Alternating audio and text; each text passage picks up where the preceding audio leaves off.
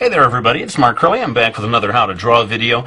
People have been asking for a long time for a video about how to draw weathered surfaces, and so that's what we're going to be doing today. You can see I've already drawn a character here, and I decided to do this video in an unusual way. I want to show how to draw a weathered surface using pen and ink on this side, and then full color watercolor and other tools on this side.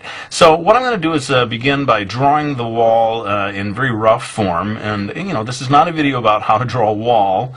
It's really more about the surface. So just in time lapse, I'm going to quickly sketch out a sort of craggy old wall, and then we'll get into the details of what this lesson is all about.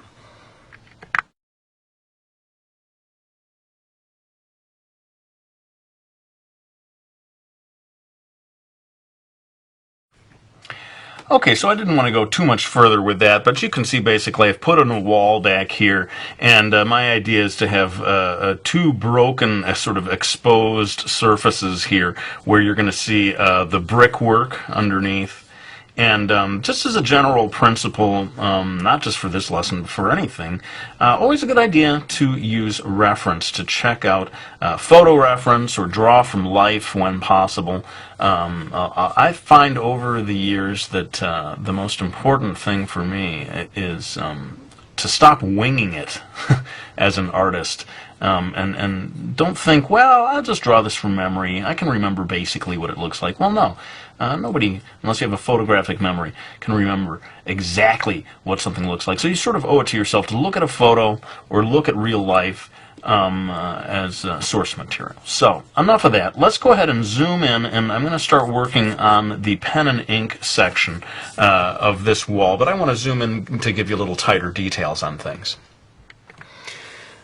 Okay, so I decided the sort of exposed brick area was going to be the most interesting thing for the video, so I'm zoomed in on this, and what I'm doing is adding further cracks to this section of the wall.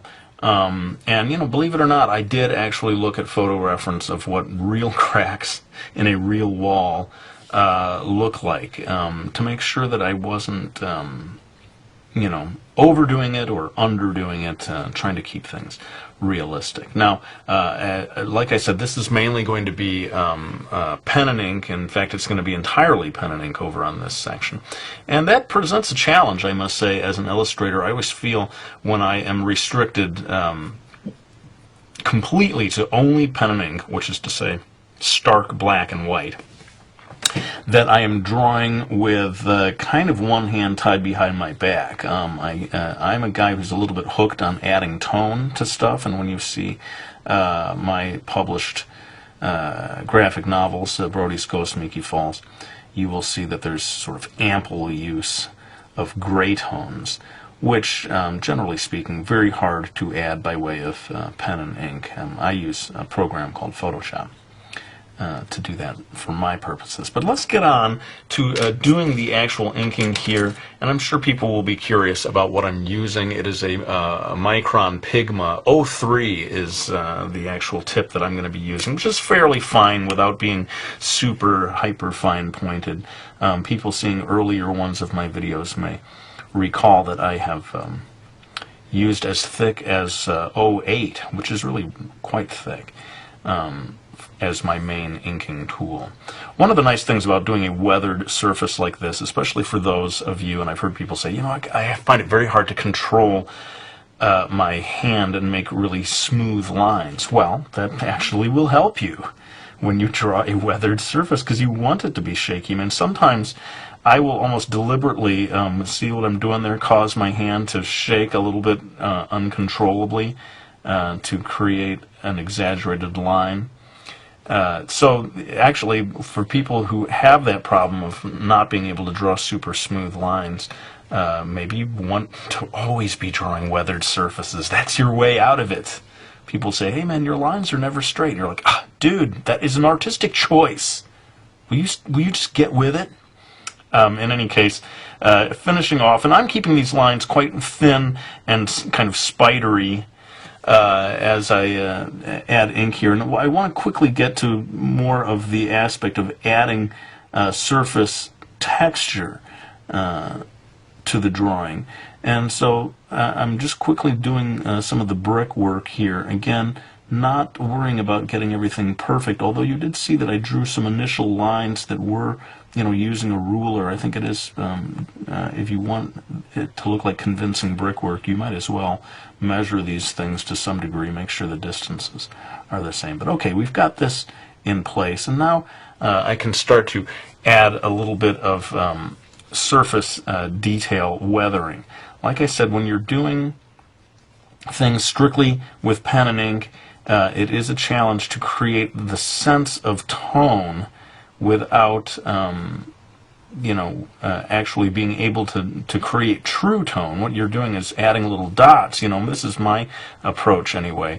I'm using little short strokes of the pen and trying to space them out in such a way that they begin to convey texture on this wall. Now, when we move over to doing the full color section, you're going to see me really going to town with a wide variety of tools to create what will probably be a more convincing illusion of texture. But I want to sort of make sure people understand that I'm not the kind of person who thinks that color is always better than black and white.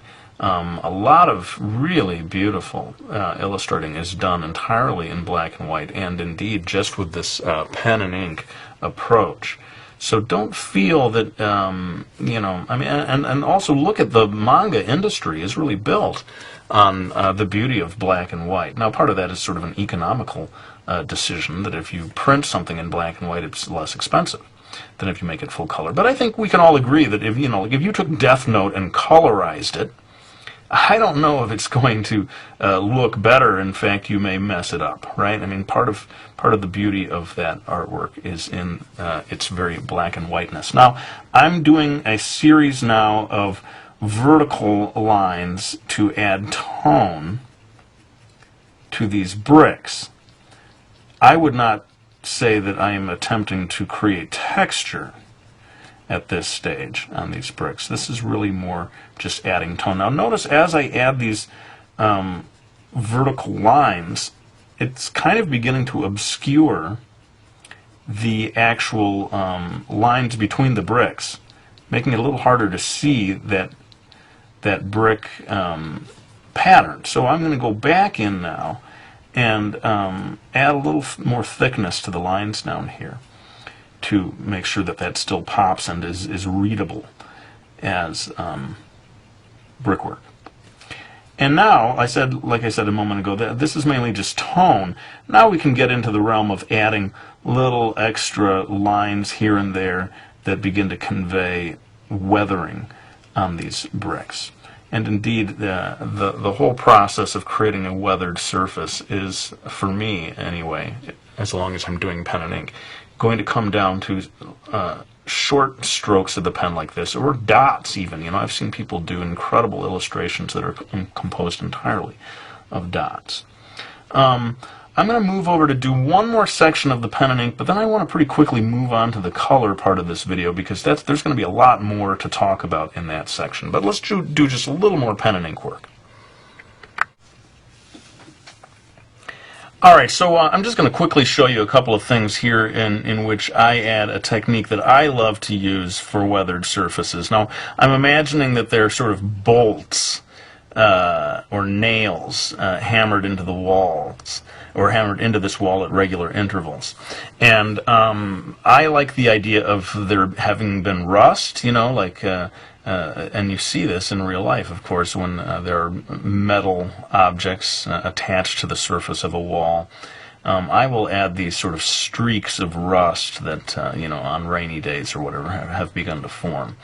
And I will even do that, like up here, in a way that maybe is not necessarily tied to metal, but I think it just adds a cool effect, and that is to add some vertical lines up here that, again, seem to sort of be almost raining down a little bit. I think it is, based on my observations of what happens to real walls in real life. Or maybe it just looks cool. I hope it looks cool. But I will do this a lot. And so I suppose you could say that my approach to doing weathered surfaces comes down to these sort of dot-like pen strokes, and then these more vertical, longer strokes that suggest, as I said, sort of either like a rusting or just sort of over time, something in the paint or surface of that wall is beginning to streak and come down across the surface. Well, I think it's time for me to finish up my pen and ink version. I'm going to do this all in time lapse, and then we will move on to what I think is really going to be the star of the show on this video, and that is the full color version. But let's go ahead and finish up the pen and ink.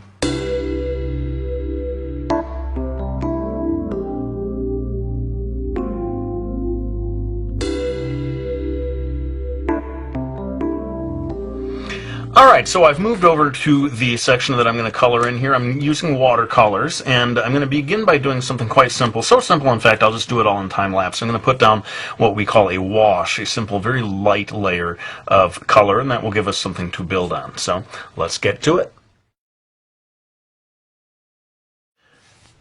Okay, so I just put down this very light yellowish color, and some of you may be surprised to see that I went right into the brickwork also with that same yellow. The fact is, it's so light that I can now go in with the actual color, and it doesn't really hurt to have had that yellow down there. In fact, it can sort of add a level of complexity to the color when you've got a little bit of yellow. And I think one of the theories of putting down a wash that goes all the way across everything is it sort of unifies the entire illustration in terms of color. It's sort of a little bit of that yellow shines through in some of the cracks and so forth. And in any case, it's a lot easier to just brush right over initially that one piece, that one area.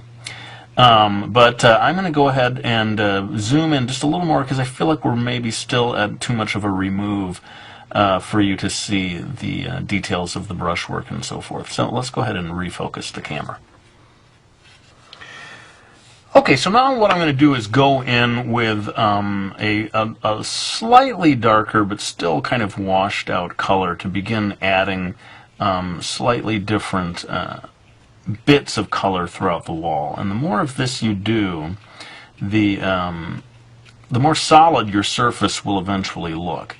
And there's not a whole lot of rhyme or reason to it. I'm just sort of going in and, trying to get the illusion of randomness. Oddly enough, it can be a challenge to make something truly random as it is in nature. And you have to kind of work at it to get the dots to be spaced in such a way that they appear random and that it's kind of pleasing to the eye. Now, another thing that you can do is vary the types of color that are going into the paint. Okay, so far I've got a sort of a reddish brownish thing going on here. I'm going to change now and try to mix up just a little tint of green to see what happens in terms of adding variety to the mix of color. Okay, and see, look, I'm even dabbing it off with my fingers. I'm into it, man. I use the whole body when I paint. I eat, drink, and breathe art, man. And it's funny, actually, you can get away with using your fingers sometimes to manipulate the paint. Another trick is to grab a piece of tissue and dab things off if you feel like it's too dark. But again, I think the idea of adding a variety of colors without going too like rainbow colory is just adds to the feeling of depth. Now, you know that when I was doing the black and white version in ink, I was adding considerably more darkness of tone toward the bottom, and so I want to do the same thing over here, only this time it's mainly going to be by way of watercolor rather than by way of ink. And the part of why I wanted to do this video is I just wanted to see for myself, what does it look like when half of the video, or half of the illustration is done with ink and half of it is done with watercolor, because each one, you sort of behave in a different way as an artist when you are working in those two different media, right? Media, it's not mediums, those two different media. I'm like the only person who thinks that's funny. Everyone was like, okay, yeah, Mark, all right, the plural of medium. I get it. In any case, I want to now switch to a smaller brush. Give me a second. And now I'm going to start to indicate the cracks in the wall using a brush rather than pen and ink. Now, I should say that this technique, this whole video is based on my own personal preferences, and you know, I periodically have to say this, that I do not propose that this is the way, or even a very good or standard accepted way of doing this. I think especially with coloring, everybody kind of finds their own way, and this is my approach when I know that I'm going to be doing something full color, is to get the color down first before I add final ink. And the theory, people who've been watching my videos, you've heard me say this before, but the theory is to me that if I have the color first, then I can decide what needs to be inked and what doesn't need to be inked. If I do it all in ink first and then add color, it becomes to me like a coloring book page. I'm tempted to work everything out in ink, and then the color becomes an afterthought. Well, I want the color to be an integral part of the illustration, and not just this sort of layer that goes on top at the end. And so that's why I start with loose pencil, and then I go in and you know, do these washes of color before coming back in later on and trying to tighten things up with actual inked lines. I'm going to use a slightly darker tone of color here to add shadowing to these bricks, and then maybe also a bit of texture to them. But you can see, you know, that working in watercolor is something that requires patience in terms of building from lights to darks. You don't, as a rule of thumb, you don't want to go in really dark. It's hard to get that, tone it back down, but you can always build on top of it. And now what I'm going to do is just sort of do little dots with the brush to add a bit more texture to these bricks.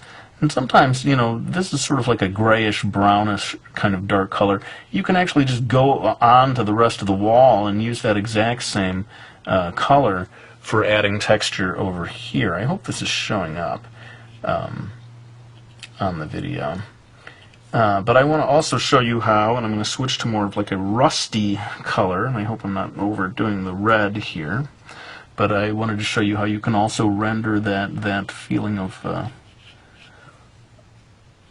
rust having built up or begun to drip down these walls from the bolts. Mind you, I don't know what those bolts are for. I'm sitting here saying, well, I decided that there are bolts in this wall. Coat hooks? People come over here to hang their book bags on this decaying wall. I'm not sure. Now what I'm doing here, and this is just a watercolory technique, just adding a little more water to get it to blur off. And that is one of the advantages of watercolor. Now, a lot of people love to use markers. I keep hearing about Copic markers. I think you can get a lot of these effects with markers. I don't have so much skill with markers. I find that they are kind of unforgiving in terms of getting them to blend. I think there's some people can do amazing stuff with them, though. So that is not. I don't mean to say anything bad about markers, more about my own skills or lack thereof. Now that I feel a little more confident about what's going on here, I can start to add in even darker bits of, you know, scratches, dots, and so forth. And in a second, I've done this in other videos, but I think not everyone has seen every one of my videos, so I'm going to do it again in this one. I'm going to use white gouache to add even more texture to this illustration. But before I do that, I'm going to do just one more thing, and that is to use a little bit of pastel, dry, chalky pastel. Certainly not oil pastels, which would be very hard for me to add to this illustration. I'm going to pull out a pastel to add yet more tone to this decaying wall. Alright, so here's that piece of sort of chalk-like pastel, and I'm just going to go in here and start very lightly adding a little bit of extra color here and there. Now, these look like lines that I'm adding, but the truth is I'm going to smear this all around. So in a way, I'm just sort of lightly getting it there on the surface to begin with. And then I can come in with my finger and start smearing it around to get what I really want, which is this slightly grainy tone that is possible with these pastels. It has a little bit of a texture to it because it's picking up the texture of the page. Oh, and by the way, this paper that I'm using is smooth Bristol, which is sold in pads at art supply stores here in America. A popular chain is called Michael's. It should be available all over the world. Bristol board. It's really fairly thick paper.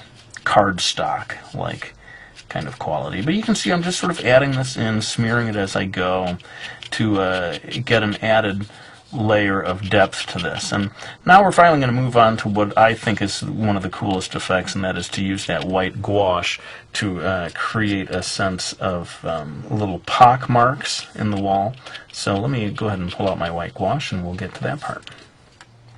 Okay, so here I have this white gouache, comes in a tube like this, and I often will just take my brush and take straight out of the tube the actual white to do this final effect, and that is to add a little bit of highlights all the way across the whole wall. Now, if let's say the light is coming from the upper left, then all of these white highlights are going to go on the lower right of any little dark, as we said, sort of pockmark that you see on the wall. So I just keep going along and finding any area where we have that sort of lower right hand surface that can be accentuated. And I hope this is showing up on the camera, but the more of this you do, it's almost kind of miraculous, I dare say. How's that for humility? It is a miracle what I am doing here with mere brush and paint. No, I don't mean to say anybody can do this, and if you look around at professional illustrations, you'll see it all over the place. And once you start to do it, you may be sort of surprised. Hey, that's actually pretty easy to do. Adding this sense of solidity to the wall. So I'm going all across, especially where it's dark, like right here. You can really see it start to pop, and it feels like it's becoming a real solid surface. And that all has to just do with the importance of light and shadow, and your eye perceives, again, in the real world, you see this happening all the time when light is hitting a wall. So by capturing that and replicating it in your illustration, you take full advantage of that, and you sort of trick the human eye into seeing this as more and more solid. Well, I think I have put plenty of time into this video. I'm sure it's going to be one of my 20-minute ones at this stage. But what I'm going to do is pull back, and without doing it real time, doing time-lapse, I'm just going to go through and add all of my finishing touches and polish to this side of the illustration in such a way that you can see it and compare to the black and white side, and we'll go ahead and come back after I'm done with that and give you some final words.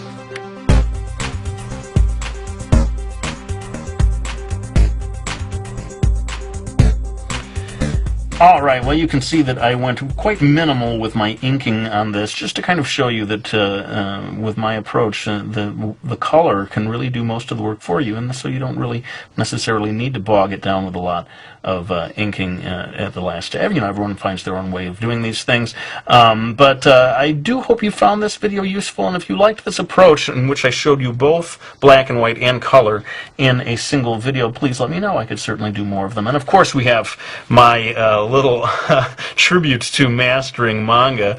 I took this pose from Mastering Manga, my How to Draw Manga book. It's sort of like a chef.